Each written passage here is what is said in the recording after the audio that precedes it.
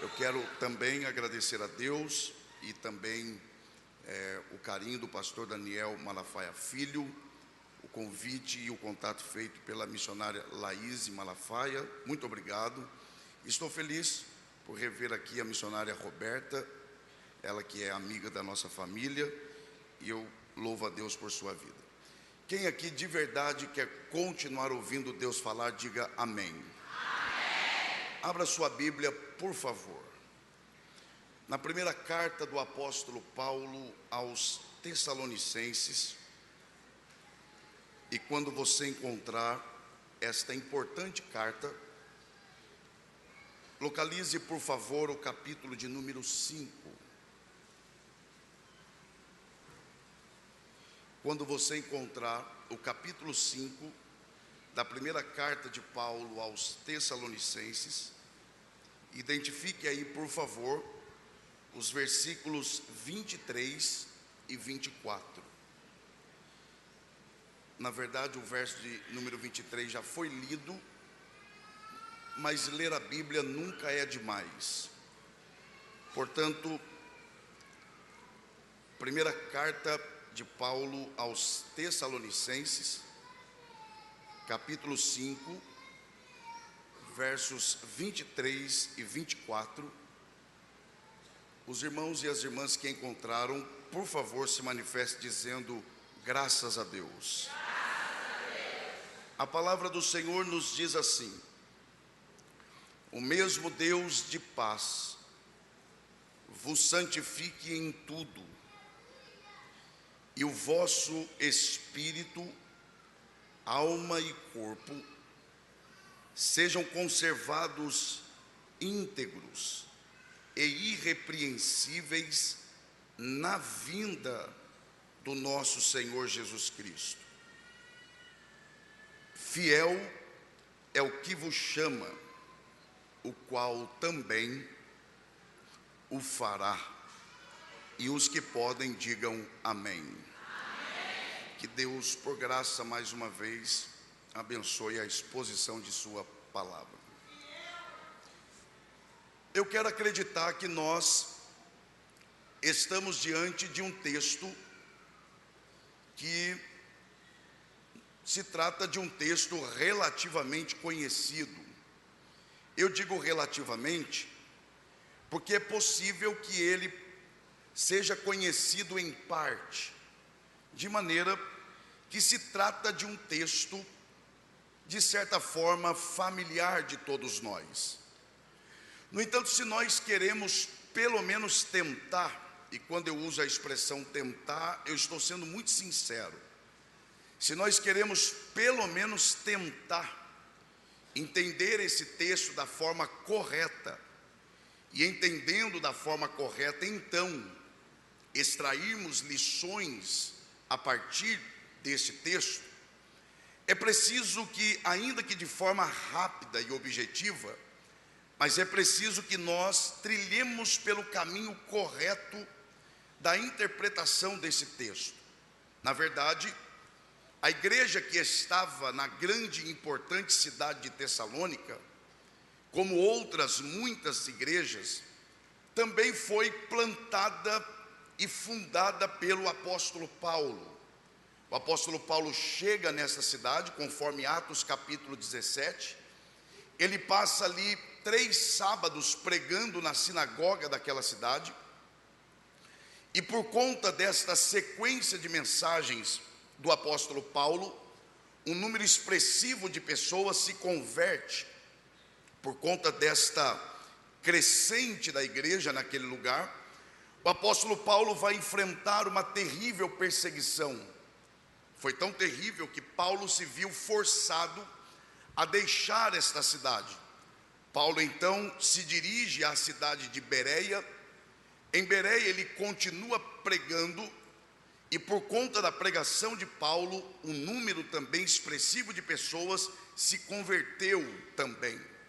Por conta disso, Paulo vai enfrentar mais uma outra perseguição, forçando também a deixar a cidade de Bereia.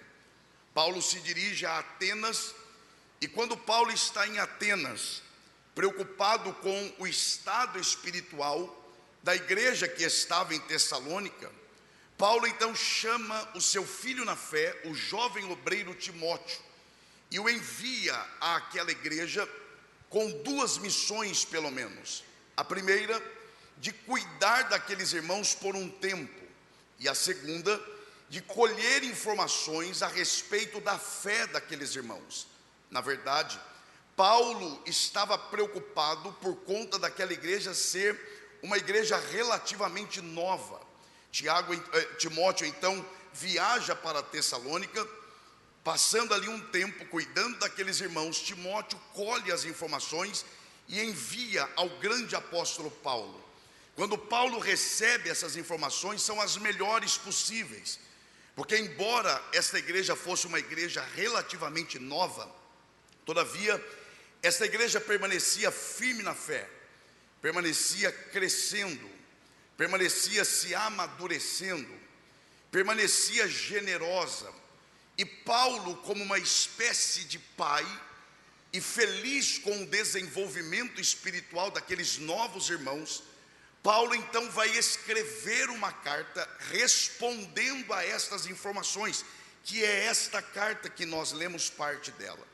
Quando Paulo escreve esta carta, Paulo tem alguns objetivos muito claros. Primeiro, Paulo escreve esta carta para elogiar estes irmãos. Em segundo lugar, Paulo escreve esta carta para preparar estes irmãos para futuras batalhas. Paulo também escreve esta carta para tratar de questões relacionadas à escatologia. Paulo também escreve esta carta para ensinar aqueles irmãos a respeito do comportamento de um cristão no ambiente de trabalho. Naturalmente que quando Paulo trata de trabalho, ele não está falando apenas de comportamento moral, é também, só que é mais do que isso, porque na concepção de Paulo, o culto não é só o ambiente em que nos reunimos com os irmãos.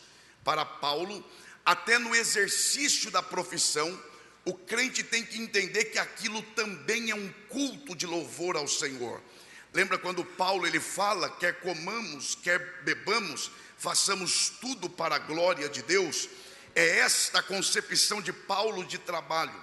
Quando Paulo chega no capítulo 5 desta carta, em que ele está concluindo a mesma, ele vai tratar de outras questões centrais, como por exemplo, ele vai falar da necessidade de oração incessante. Paulo vai falar também sobre a importância da gratidão. Paulo vai falar também sobre a necessidade da profecia na igreja. Paulo também vai falar do perigo de extinguir o espírito na igreja.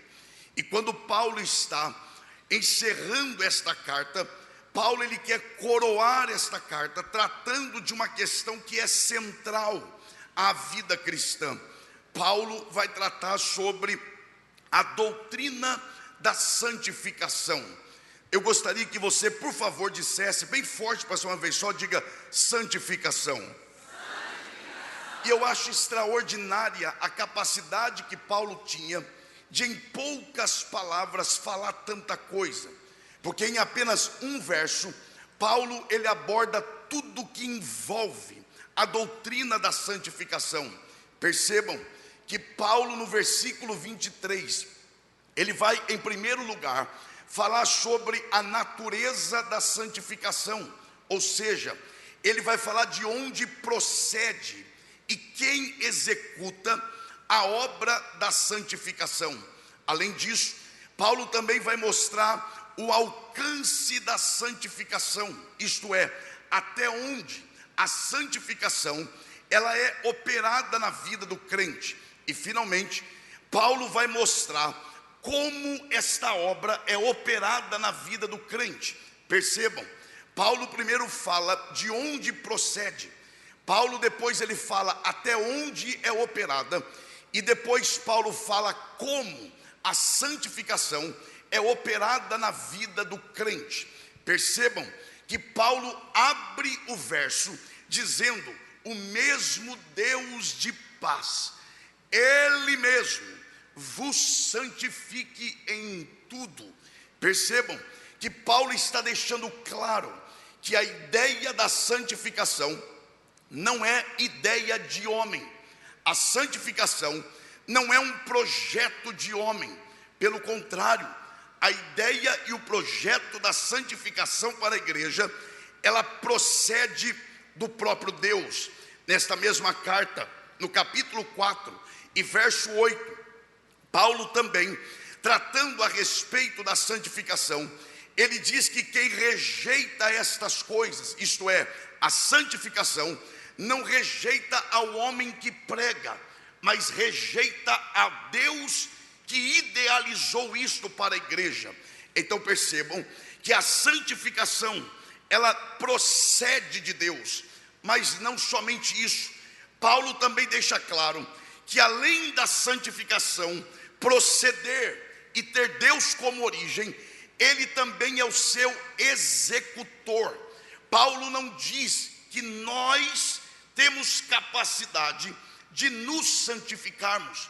Paulo diz: o mesmo Deus de paz, Ele vos santifique. Paulo está dizendo que é Deus quem idealiza e é Deus quem executa, é Deus quem quer e é Deus quem faz. Só que mais do que isso, para nós adiantarmos, Paulo também vai mostrar até onde a obra da santificação é operada. Em algumas vezes, ele vai usar expressões que ele vai deixar claro que a santificação é operada na totalidade. Percebam, ele diz: o mesmo Deus de paz vos santifique em tudo, completamente, íntegro, totalmente. O que Paulo está dizendo é que a verdadeira obra da santificação não é uma obra parcial, é uma obra integral. E ele vai dizer o que é essa integralidade da obra da santificação. Ele diz que é espírito, ele diz que é alma e ele diz que também é corpo. Então Paulo está deixando claro: primeiro, é Deus quem idealiza, é Deus quem executa, e quando ele faz, ele não faz pela metade, ele faz por completo. Só que mais, Paulo vai também deixar claro como esta obra é operada, a dinâmica da operação da obra da santificação. Ele diz, eu acho isso lindo, ele diz espírito, alma e corpo. Perceba que Paulo não diz corpo, alma e espírito, ele diz espírito, alma e corpo. Não está nesta ordem casualmente, acidentalmente. Pelo contrário, está nesta ordem exatamente porque é assim que é operada. A obra da santificação, ela é operada do espírito, passando pela alma e terminando no corpo. O que Paulo está dizendo é que a obra da santificação, ela não é operada de fora para dentro, ela é operada de dentro para fora. Agora percebam que Paulo, e eu acho isso extraordinário, Paulo ele diz que começa no espírito. Quem é que tem acesso ao espírito do homem, senão somente Deus? É isso que Paulo está mais uma vez deixando claro. Se começa no espírito, isso significa dizer que só Deus é capaz de realizar, porque só Ele tem acesso ao espírito do homem. Quem reconhece essa verdade, aproveite a oportunidade para dar o melhor glória a Deus que você já deu aqui nessa noite.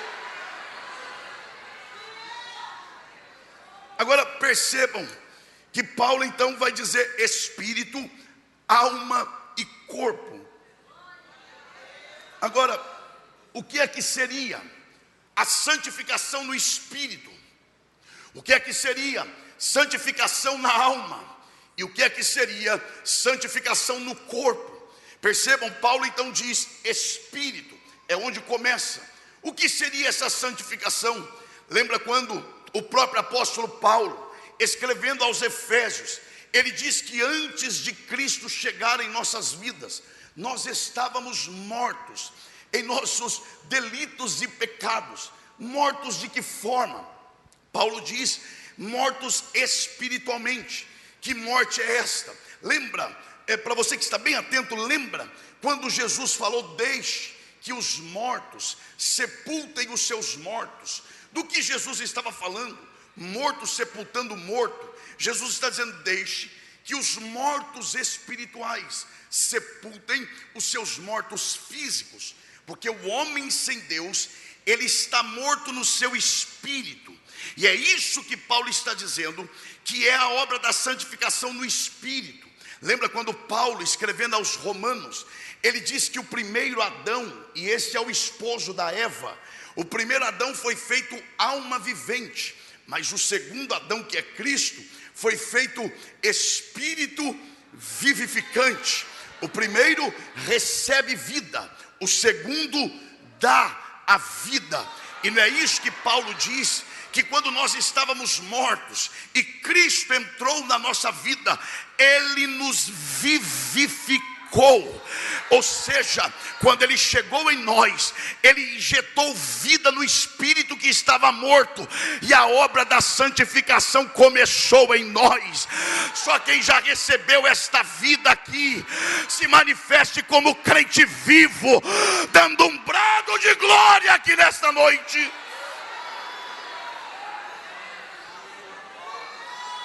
Mas ele também vai falar que a santificação é também na alma. O que seria alma aqui? Alma aqui seria literalmente sede dos desejos, sede das vontades, sede das prioridades, sede dos ideais, sede dos propósitos. O que Paulo está dizendo é que além do espírito ser santificado, a alma também, isto é, os desejos, também são santificados. O que Paulo está dizendo é: a santificação começa no espírito, passa pela alma. Qual é o resultado de uma santificação na alma? Se a alma aqui é sede dos desejos, santificação na alma é mudança de desejo. Porque santificação não é só eu deixar de fazer o que é errado. Santificação é eu deixar de querer fazer o que é errado.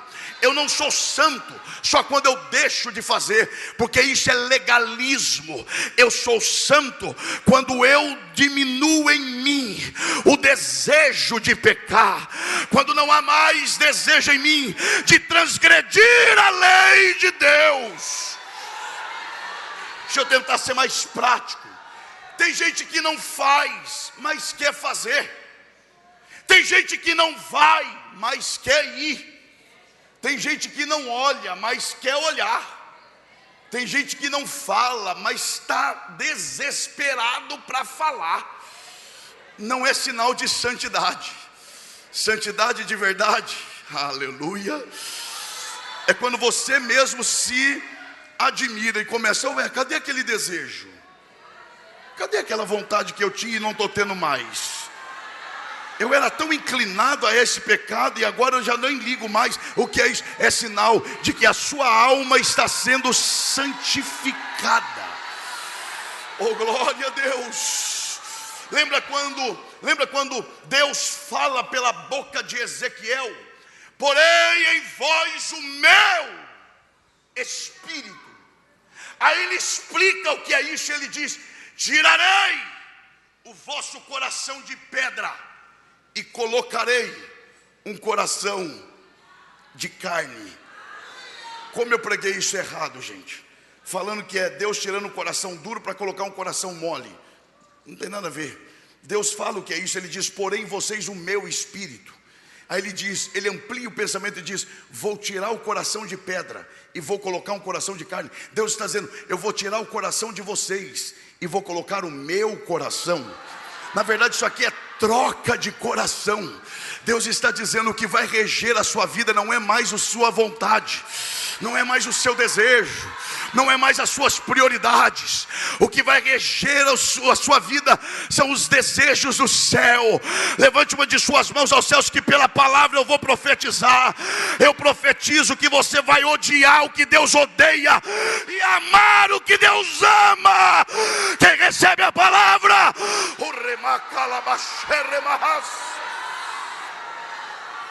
mas ele também diz que a santificação também é no corpo.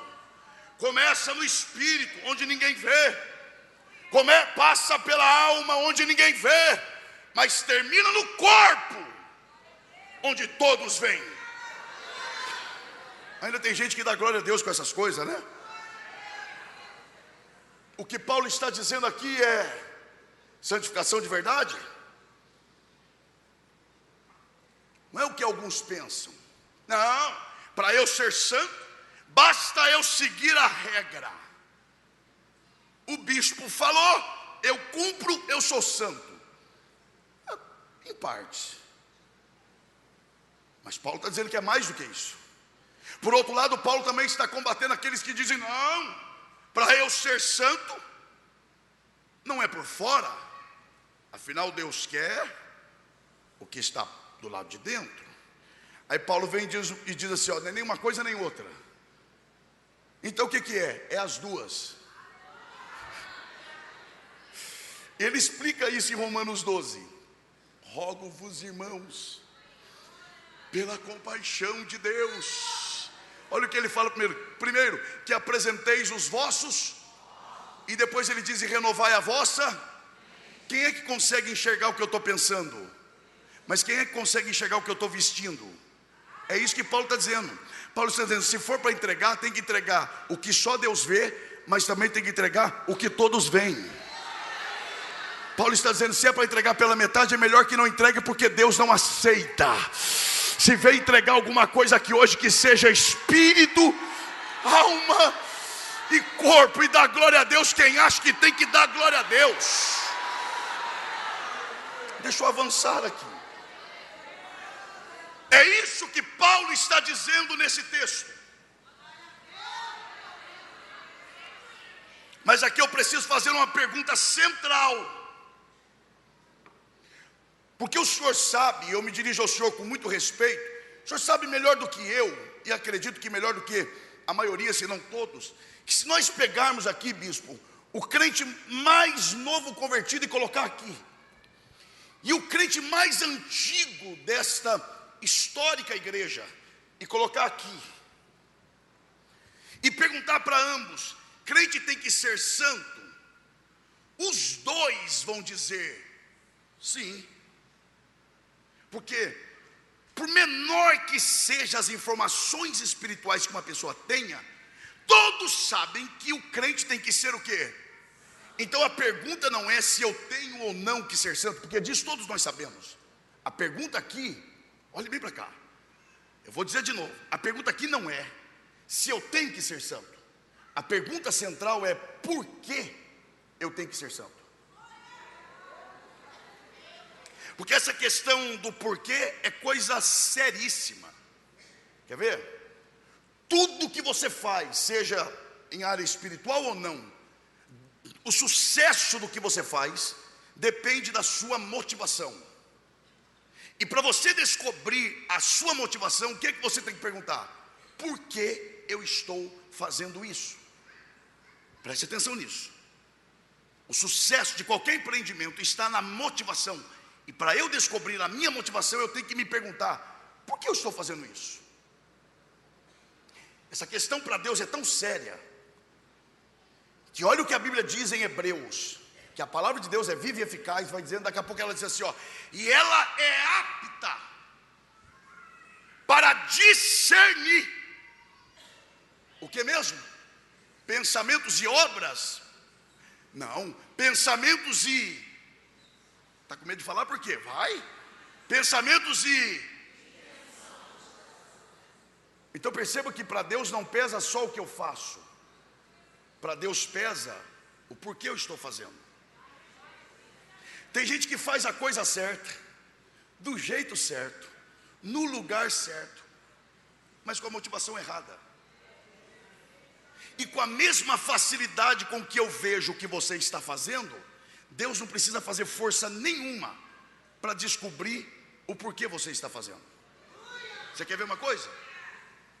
Não olhe para o lado agora não, porque nessas horas tem gente que disfarça. E ainda disfarça de forma espiritual. Ele olha e pode dizer assim, que coisa gloriosa, né, meu irmão? Não, coisa gloriosa nada, olha para cá. Quer ver uma coisa? Quem é que está aqui, diga amém. Tem gente que não respondeu, vai ver que nem sabe que está. Vai lá. Quem é que está aqui, diga amém. Isso não garante que você está cultuando. Porque o que garante que você está cultuando é o porquê você está aqui. O culto não começa quando o pastor abre o culto orando. O culto começa quando em casa você fala, hoje eu vou na igreja porque eu quero. O culto começa aqui. Então a questão aqui é, por que a igreja tem que ser santa? E aí geralmente a resposta qual é? Eu tenho que ser santo porque eu quero ir para o céu. É? Quer dizer que se não tivesse céu, você não seria santo?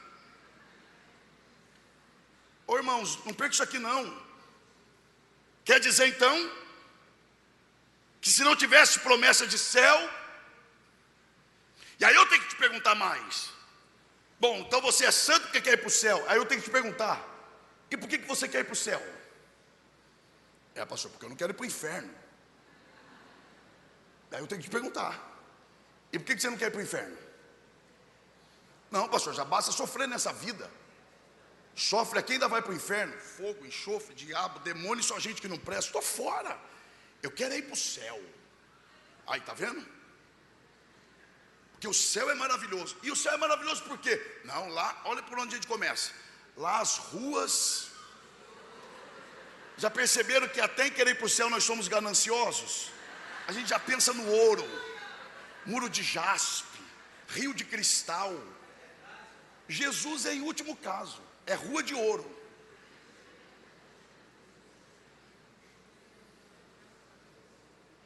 Olhe para cá. Vocês que escolheram o tema. O que é que faz o céu ser maravilhoso? E o que é que faz o inferno ser terrível? O inferno não é terrível por causa do fogo e nem por causa do diabo. E o céu não é maravilhoso por causa do ouro. O inferno é terrível porque Deus não está lá.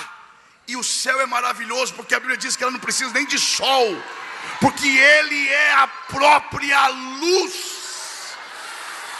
Oh, glória a Deus! Oh, glória a Deus!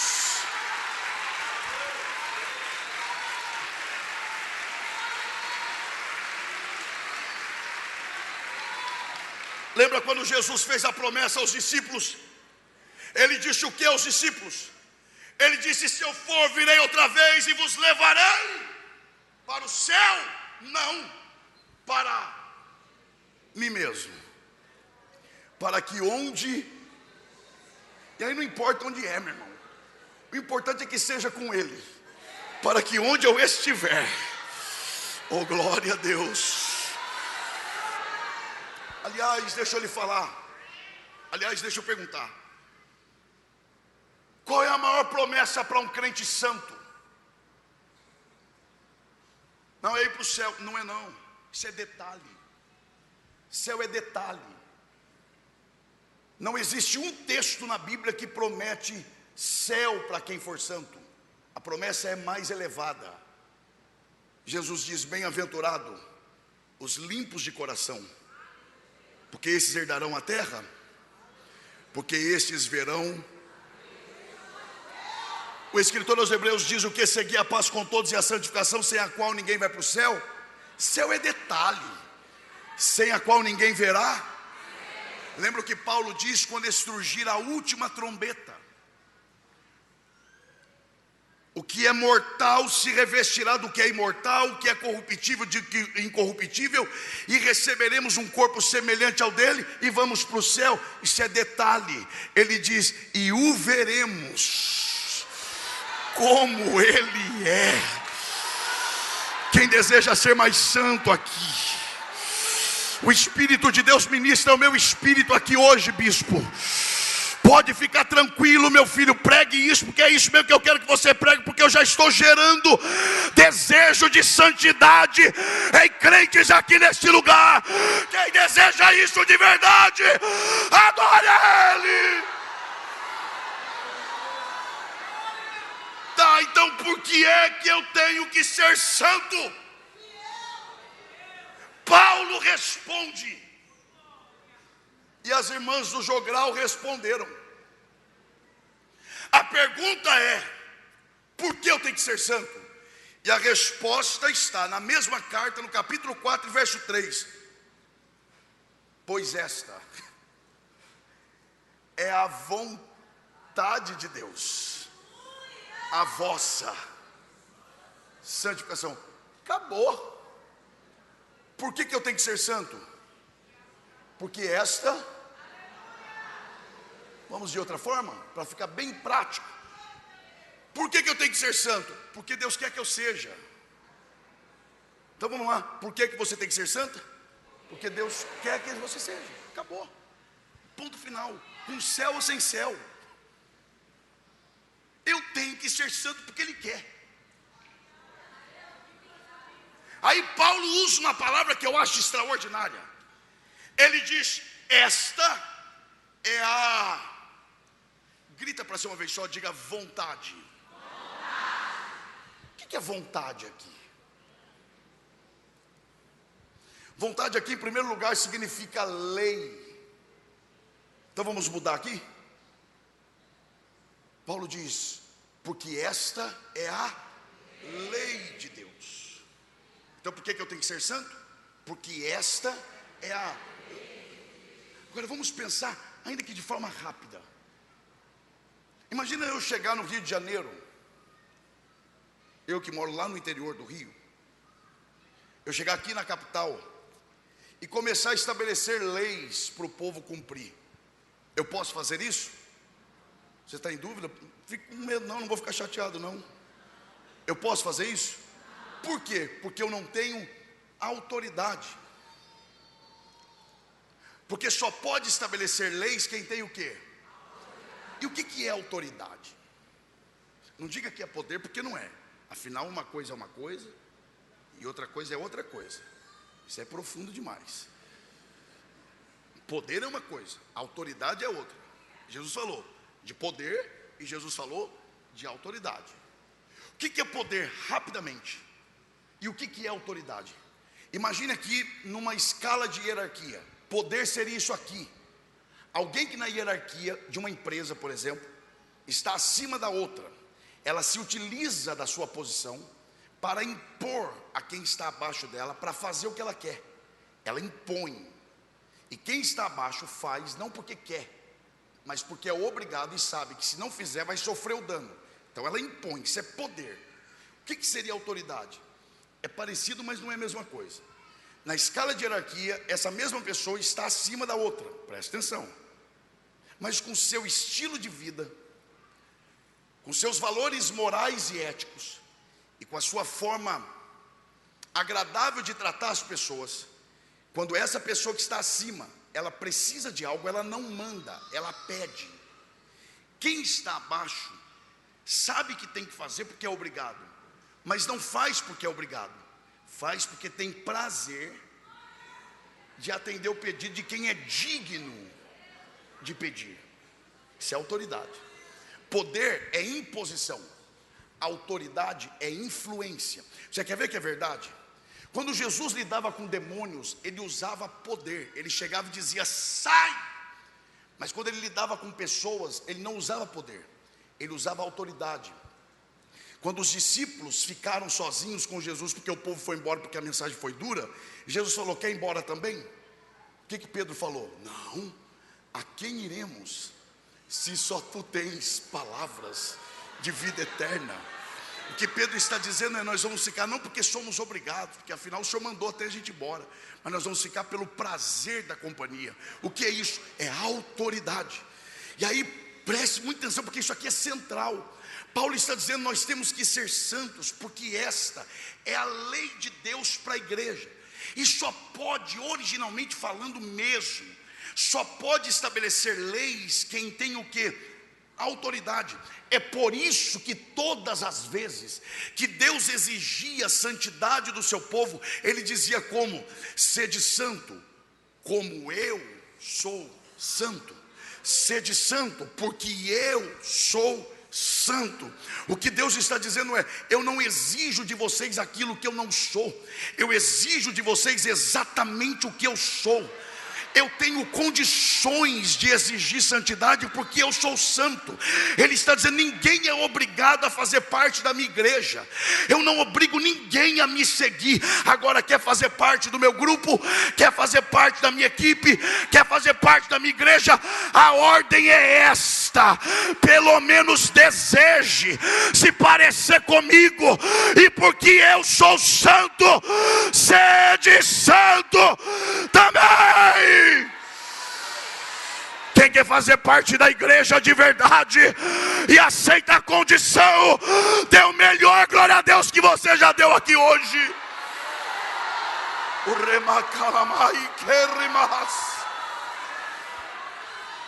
Você quer ver que é verdade? Você quer ver que isso é verdade? Lembra aquele texto que nós gostamos tanto? E se o meu povo, que faz o quê? Que se chama pelo meu, preste muita atenção, Deus não diz: e se o meu povo que chama, Ele diz: e se o meu povo. Então Ele não está dizendo: e se o meu povo que clama. Clamar Ele vai falar mais abaixo. Aqui é outra coisa. Ele não está falando: se o meu povo que chama. Ele está falando: se o meu povo que.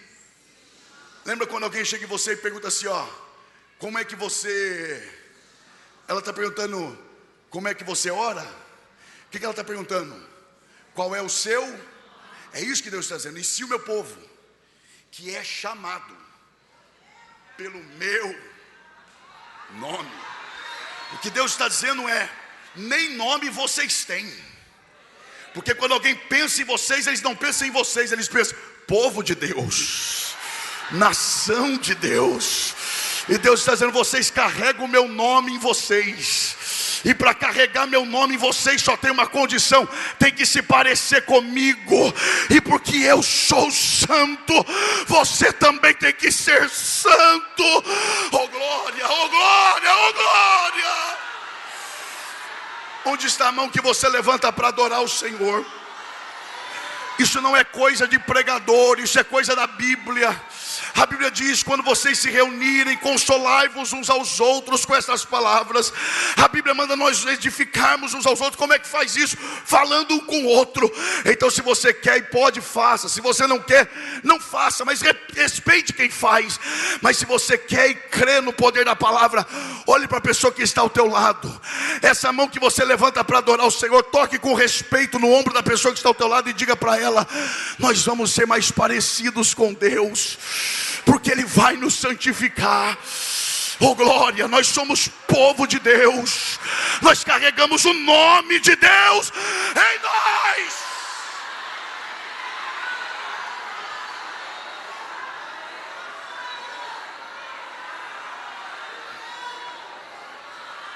Eu começo a encerrar,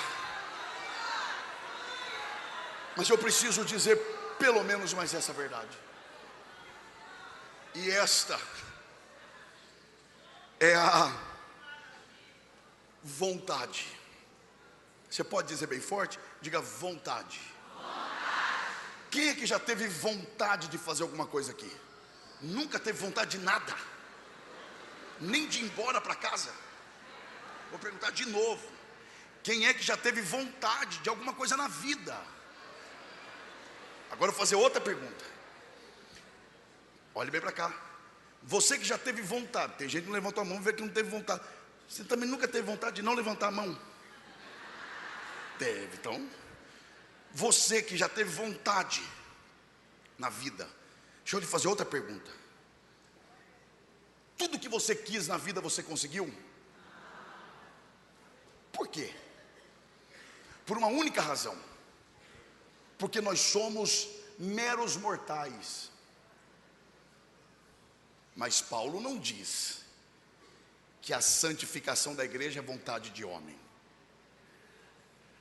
Por mais que o bispo Daniel queira que a igreja seja santa, originalmente falando, essa vontade não é dele. Essa vontade é de Deus plantada no coração dele. Sabe por que você não consegue tudo o que quer? Porque você é homem. Mas Paulo não diz que a santidade da igreja é vontade de homem. Ele diz que a santidade da igreja é vontade de quem? E o que é que Deus quer que ele não faz? Eu vou perguntar de novo. O que é que Deus quer que ele não consegue fazer? O que? Lembra o testemunho de Jó? Bem sei eu que tudo podes, e que nenhum dos teus propósitos, inclusive esse, pode ser frustrado.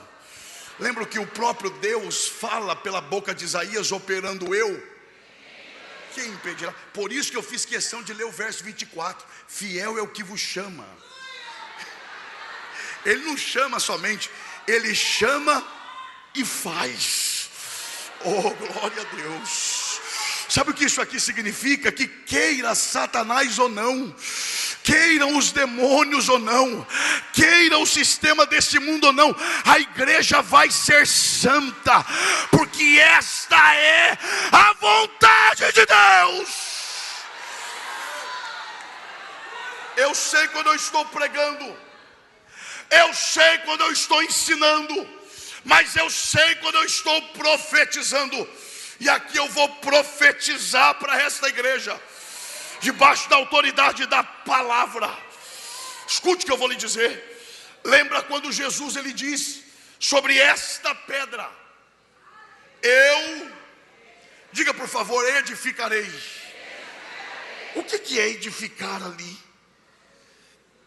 Dê uma olhada para esse belíssimo templo. Pode olhar, não é pecado não. Olha, eu já olhei várias vezes hoje. Olhou? Agora olhe para cá. Você acha que esse templo, esse prédio, ele tem fundação? Você está em dúvida? Se está em dúvida, sai correndo, eu vou sair correndo atrás. Você acha que tem ou não? Eu te pergunto, onde é que está a fundação desse prédio? Diga: debaixo da terra. Então olha para baixo, por favor. Você consegue enxergar? Porque a fundação fica onde os olhos não veem. Quando Jesus falou: eu edificarei a minha igreja, ele não está falando só eu vou sustentar, não. Ele está dizendo: eu vou colocar a minha igreja num lugar onde os demônios não vêm, onde o diabo não vê, e onde o pecado não tem força contra a minha igreja. Eu venho aqui para que, pela palavra de Deus e o tema escolhido para profetizar na abertura deste congresso, que a maravilha que Deus fará através da santificação desta igreja é esconder esta igreja. O diabo não vai achar esta igreja, os demônios não acharão esta igreja, e o pecado não manchará a história desta igreja. Quem recebe a palavra, se coloca em pé, adorando ao Senhor. O remacalabaxeremahas, o remaquele machoremahai,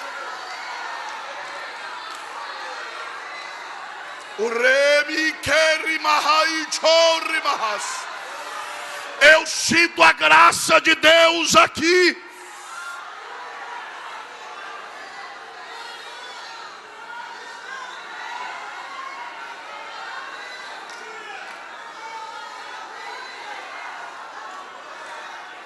Eu tenho 3 minutos e eu vou usá-lo, porque eu creio que a bênção de Deus está quando nós respeitamos a autoridade. Mas escute o que eu vou lhe dizer: não existe santidade na individualidade. Eu gostaria que você ouvisse isso. Não existe esse negócio: eu vou me separar para ser santo, eu vou ficar incomunicável. Você não é monge. O tempo do monastério passou. Preste atenção. Paulo começa dizendo: o mesmo Deus da paz. O escritor aos Hebreus abre dizendo: segui a paz. E todas as vezes no Antigo Testamento, como por exemplo o tema de vocês, que Deus exigiu santidade do seu povo, nunca foi na individualidade, sempre foi no plural. Porque ninguém consegue ser santo sozinho.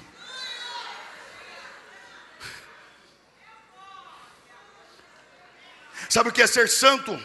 Ser santo não é só ser santo em questões morais. É também. Mas ser santo é ser inteiro. E não pela metade. E você não é corpo de Cristo, você é membro. Então, por incrível que pareça, você depende de todo mundo aqui para ser quem você tem que ser. Então olhe para a pessoa que está ao teu lado e diga: não adianta querer fugir. Eu dependo de você para ser mais santo.